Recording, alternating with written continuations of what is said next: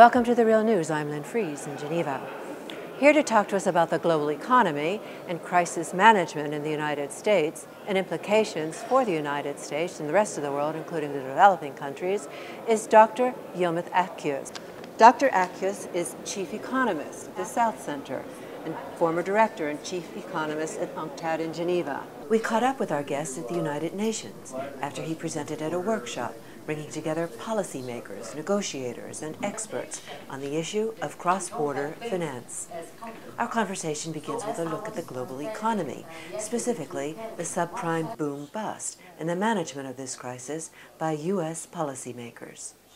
We have had about almost 10 years of honeymoon in the developing world, right? Subprime boom helped them a lot.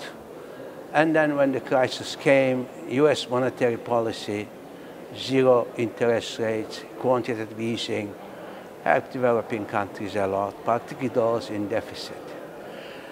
On the other hand, a lot of countries like Brazil, South Africa, depending on commodities, were helped by China. Now this is over, because the policies that the U.S. has been following since the beginning of the crisis in 2008, and the policies that China has been following are not sustainable. U.S. will exit from the ultra-easy monetary policy it has followed in the last 5 years. And this exit will be problematic both for the U.S. and for developing countries. China will also exit from the investment-led growth. They cannot keep on investing 50% of GDP. And when China exits investment-led growth, its demand for commodities is going to slow down, and that will be bad for developing countries. So in a way, we have problems at the end of the crisis, which are as big as the one during the crisis, and these problems are largely due to mismanagement of the crisis, particularly in the US and Europe.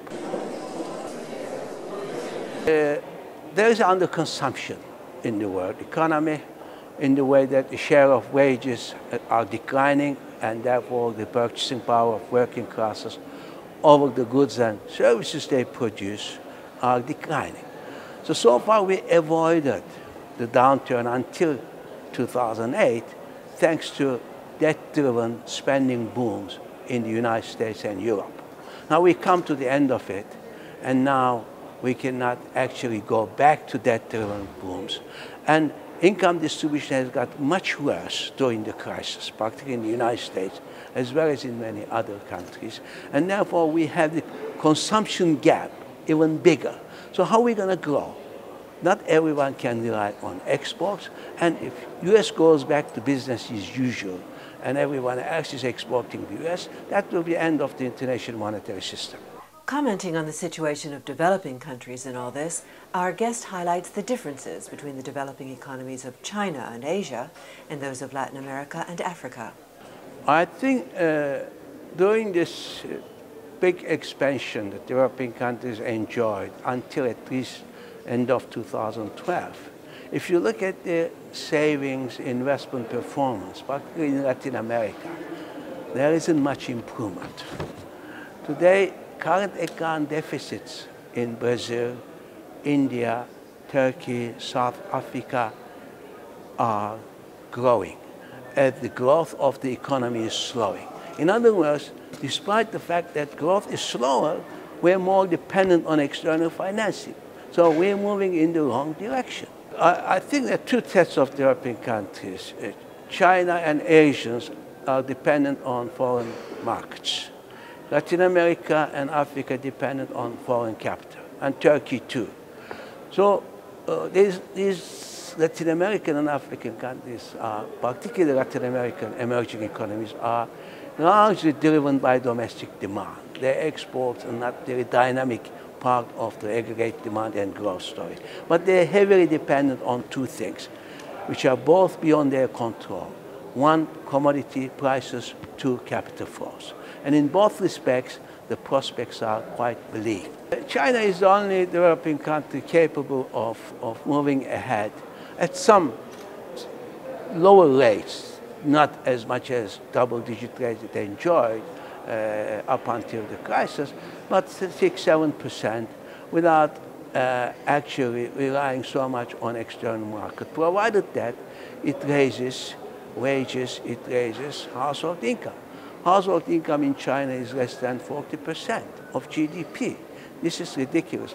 Private consumption is around 35 to 38% of GDP. The things that you find at war times.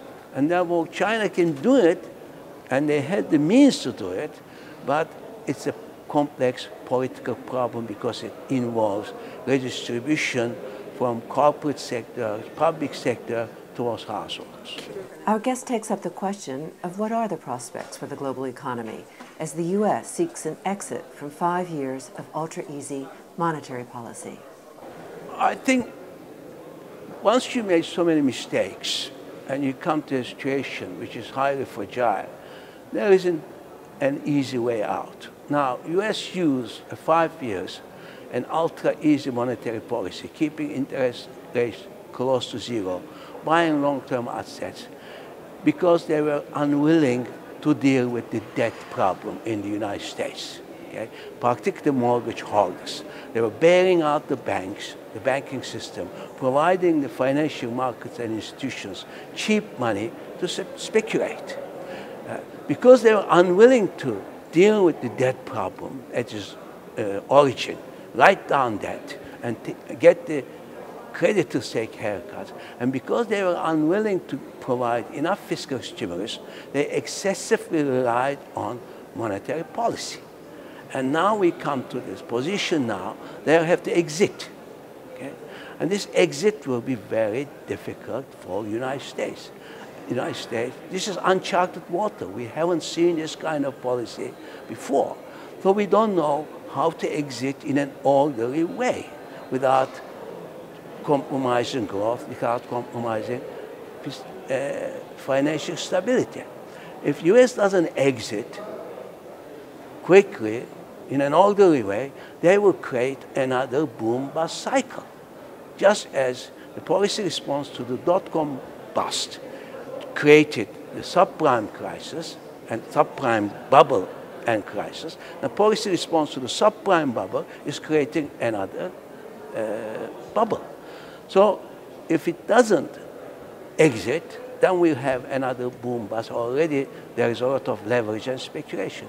If it exits, then it will give a shock to bond markets, it will give a shock to financial markets, and it will give a shock to developing countries.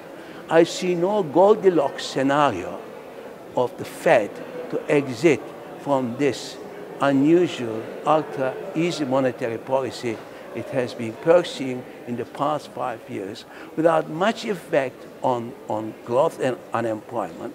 And this is why recovery is taking too slow, because monetary policy is not very effective under these conditions. But exit from that will give U.S. and developing countries major problems. As I said before to your network, they could have just printed money to monetize public debt and deficit and would have got out of the crisis by now without creating as much financial fragility as they have. I think a deficit financing, the so-called helicopter money, would have caused less fragility than this whole story of zero interest rate and quantitative easing. So they don't know how to get out of it, when to get out of it. They cannot make a good assessment of the implication of getting out. This is why we have seen this jerky situation since May. We're getting out, we're not getting out. And I think we are all in trouble because of mismanagement of the crisis in the United States. Yilmaz Akyüz, thank you for joining us. And thank you for joining us on the Real News Network. Okay. Thank you. Thank you.